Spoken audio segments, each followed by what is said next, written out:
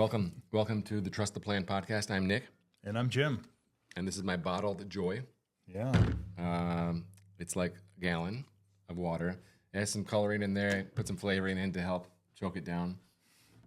Jim, I had my other bottle, but we couldn't reach in to clean it, and so it got really dirty. And my wife got mad and threw it away. Yeah. They don't like dirty stuff. Right.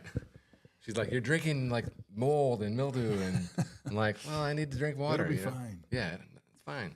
So she threw away the other one. So then I got this one, and the way you clean this, you can't reach your hand in there, but the way you clean it is with a baby bottle brush. So I had to buy a baby bottle brush as well. So that's the deal. Okay. Probably cheaper to buy a baby bottle brush than a new jug every couple weeks, right? Right. Yeah. So the reason why I really wanted to get a new one is because when I did my blood work, it came back a little dehydrated, which was really surprising because I've always made an effort. So I'm renewing my water chugging efforts. So okay. That's all today, huh? Yeah, I'm actually behind because right now it's 2:30 and I'm kind of like just after 1 p.m. So I got to do more. Got to do better. All right. So let's see. Today we're talking about our retirement checklist. Okay. So what to do at different points in time when we're thinking about retirement. So Jim, what do we think about 20 years out? 20 years for out. our young folks like Preston here. 20 years out, I mean, I think you got to be thinking about, am I doing the right things? Am I saving enough money? Am I setting up my investments, to put myself in a position to live off them down the road? Because like we talked about last week, time, right? Time is either your best friend or your worst enemy. If you have time on your side, let compounding take over. The more I think about this, if you're going to retire like, say, 60, 65, this is like 40, 45-year-old, right? I'm 45. And I'm like, you know what? This shouldn't say 20 years. It should say like 40 years. Yeah. So when you're 22 and you've got your first job, I want you to be trying to save as much as you can. Yeah. The numbers are staggering, right? It's how much you need to save if you start at 22 versus 42. Yeah. Right? Yeah. So anyway, this should say like 20 plus instead of just 20 years out. So I'll buy that. Yeah. So we're editing on the fly here. All right. So I agree with you. We want to do as much as we can, and the earlier the better. And now 15 years, make sure your mortgage is on track to be paid off at the end of work. We talked about that last week, right? We did. Last week we talked about that in depth, but it makes so much sense. Small extra payments now, are so much more impactful than having to do it later. So I think the other thing, you got me thinking about when we talk about the mortgage, maybe we could put this in the 20 plus year category as well, though. But, our peak income 360, we talk about rental real estate and things like that. And that would be a great time to start looking into that and saying, is this a right fit for me? Is this something I would be good at? And do I want to start lining up those properties to kind of be my pension in retirement? Absolutely. Peak income 360 is the most underrated thing in the world. Okay. I'm going to say we don't talk about it enough, and it should be top of mind every day. And we're saying here on the 20-year max out this and max out that, but really it should be save and invest as much as you can. So it doesn't matter if it's real estate or 401s or stocks or whatever.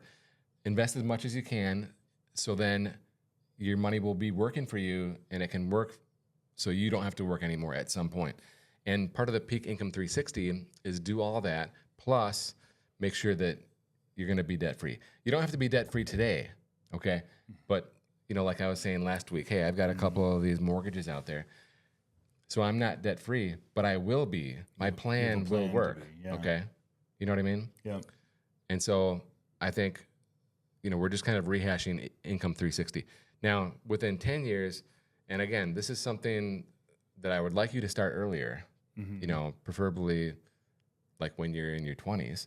But the cost of living, it's just maddening how people do not know how much they spend. Yeah. It's like a human. What's the term I'm looking for? It's like a sickness, really. Okay, all right. I wasn't going to go that far, but it's a sickness. But it's so true. I mean, every time we have conversations with people about spending, they say, use this as my living expense number, right? And then we get through and we do the planning and we say, okay, based on that living expense number and this income number, we should have $2,000 a month extra. Does that sound right? And they go, oh, no, not even close, maybe $200. Okay, we're spending more than we think we are.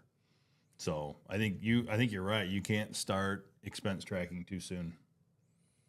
I kind of feel like 10% of the people do it right. Yeah, there's a few. There's always a few who are pretty spot on, but for the most part, everybody significantly underestimates Significantly, yeah. what they spend. So if you don't know how much you're spending, how do you know what to plan for? Mm-hmm. Okay, I can go on all day like this.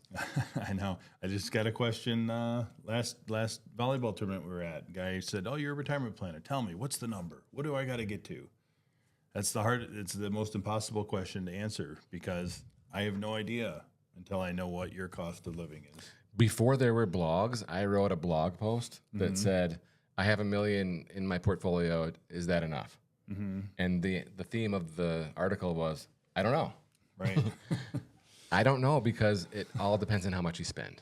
Yeah. And whether or not you have a very large Social Security or any pension at all. Right. Those kinds of things.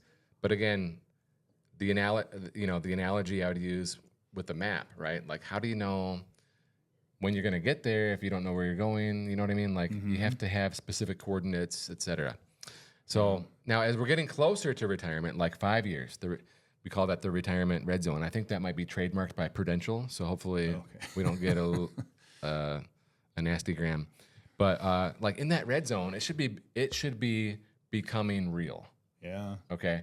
This is when a lot of times people will reach out to us, and they're like, "I'm thinking about retirement in the next few years," and they realize they need help. Yeah. They realize they don't know. They think that they're doing the right thing, right? But there's a lot of maybe optimizations they can do. They need to double check, right? A second opinion. Yeah, I think definitely you definitely want to connect with an advisor by that point in time. Ideally, you have sooner, right? Because all these other things that we're talking about. But within that 5-year stretch, I mean, it's halfway through the fourth quarter, right? We need to know, are we on track?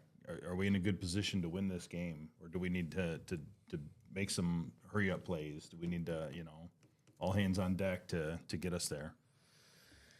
It's kind of like in the Rose Bowl this year. Mm-hmm. Michigan was down by 7 with 2 minutes to go in the fourth quarter. What'd they do? They ran that hurry-up offense, right? Yeah. Right down the field for that touchdown. Okay, so, we're going to do our catch-up contributions, maybe start to set up the expectation of a hard stop or a semi-retirement, okay, which is like really a popular way to go now. And then as we're just on the eve of retirement, any loose ends, we have to take care of that, right? Any little outstanding nagging debts, any big purchases that we need to make, we got to do it now while we have the income. Yeah, if you can finish the kitchen remodel while you're working, if you can, pay off that car while you're working, like all those things are huge. We talked in other podcasts, not too far ago, that the more flexibility you have in retirement, the more things that are paid off, the more options you have, and the less stressful retirement would be. We have to make sure that we're on track with our healthcare decisions, Medicare. We used to say it's hard to retire before 62 because that's when you can start Social Security. But now it's hard to retire before 65 because of the Medicare situation. Yep. Unless you can manipulate your income and get a monster Obamacare subsidy like Preston and I talked about maybe like 10 episodes ago. Also, Social Security. I think when I started, like everyone took it at 62. It was like that's what you did. But we have a different view on that now. Yeah, but I mean, it's a great time to look at it and understand what your number is at 62. What is it at 65? What is it at 70? How will cash flow look? Are you going to do a semi-retirement and give you an opportunity to prolong that? Social Security and let it grow, because it grows at like 8% a year. So this is, by no means not a comprehensive list, but some real high-level talking points, okay? So let's change gears for a second now and go to the 4 questions that we want to ask ourselves, which deal with money, but mostly not money-related. And it's from our friend Keith Lawrence, the book that they wrote, over 10 years ago now, Your Retirement Quest. Yeah. So my favorite non-money retirement book, Your Retirement Quest. If you haven't read it, we can get you a copy. So number 1 is, do I have enough money? And, let us help you with that, right? Yeah, that's what we spend a lot of time talking about that with people, and a lot of the checklist that we just went through has to do with money and money decisions, but not the end all with that retirement decision. And number 2, have I accomplished what I want with my career? In other words, did I get to the level that I was shooting for? Did I finish this particular big project that, I want to complete? See through, yeah. Yeah. I mean, who knows? Do you have something that you want to accomplish in your career, right? Putting you on the spot. So right. we have to make sure that, a lot of, especially men, right, our identity is with our career, right? And so you want to be able to look back on that and be proud of it. Yeah. Feel good that you've accomplished what you wanted. Yeah. Gotten to a place in your career where you felt like you've done what you wanted to do. Yeah. And for some people, they have so much success, right, that continued success doesn't do anything for them, right? It doesn't move the needle. And so they want to go from success to significance. And so now it's like a career 2.0. Maybe it's like something with volunteer or something like that related, where you want to be significant in the community rather than just in your business, Right. So number 3, what will I do with all my free time in retirement? So this is what people think about, I'm going to have 40 plus hours of time to fill. But then when we, like a lot of people who are, successful in retirement, meaning like they have stuff to do, they say, I don't know how I had time to work. Yeah. Right? Because now they're so busy. And I love to hear that, because usually they smile and they're happy when they say it. But there are people, that retire to the couch. Yeah, I mean, that's a really important question, because most people you ask that to, they'll say, oh, don't worry, I'll be fine, And then it's great sitting on the couch or playing golf for a week or 2, right? But beyond that, it starts to wear on you, the golf. You don't feel so good after playing, 5 days a week. You start getting sore, and you don't want to, or whatever, If you do the same thing every day, and you get tired of it. There's no question. Too much of anything, a good thing or a bad thing can be too much. That's right. And so, if that's all there is, like, is this it? Then you could fall into disenchantment, depression, and you have to find a way, to get out of that. Get you re-energized, right? And find Reinvigorated, some new hobbies and hobbies and stuff. And so, if you do fall into disenchantment, what Keith writes about is, oftentimes the way that people get out of that phase is by connecting with others.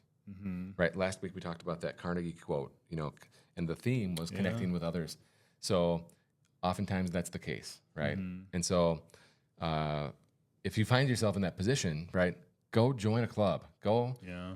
Just get out of the house and go volunteer somewhere. Just do something. Yeah, it's interesting, because like we said with the quote, most people who have been successful tend to be good with people. So if you pull that away from them, that's probably leaves a pretty good void. And number 4, is my spouse on board with my decision? I remember in 2016, my wife, she got pregnant with Quinn, and she's like ready. She says she wants to stay at home, and I was not on board. Right. I was definitely not on board, but she's at home, so it's amazing how it works. She won, yeah. Yeah, she won. No, but I remember learning, talking to someone who's more mature and more wise than I, and his name's Jim, and he said, you know what, the same thing happened to me, and you're gonna be fine. You're gonna work harder and have success and make up for it, and your family's gonna be great. And it was really good advice. So even though it took me some time, I was on board, and who knows how that conversation will go for me in 20 years or whatever. Right. But usually, it's a life. Again, in the book, Your Retirement Quest, they make the point that you have major decisions in your life, right? Like who you're going to marry. Very, very, very important. Okay, but this is one of those decisions that's up there, right? Like, am I ready to retire? And who should be helping you make that decision? Your spouse. Right. Right? Absolutely. Yeah. Yeah. I mean, it changes the dynamics of the relationship, right?